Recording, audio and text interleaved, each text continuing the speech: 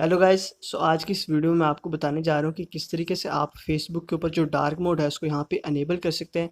उस dark mode को यहाँ पे अनेबल करने से आपकी जो बैटरी कंजप्शन है उसको आप कम कर सकते हैं और आप ज़्यादा देर तक फेसबुक को यहाँ पे यूज़ कर सकते हैं। सो गाइस, सबसे पहले आपको आ जाना है अपनी फेसबुक के ऊपर और आपको जो है फेसबुक को यहाँ पे ओपन करना है और यहाँ पे आपको आ जाना है अपने मेन्यू में और मेन्यू में आपको स्क्रॉल डाउन करके सबसे नीचे आ जाना है। और आप जैसे यहाँ पे नीचे आएंगे तो आपको यहाँ पे जो है सेटिंग एंड प्राइवेसी का ऑप्शन मिलेगा।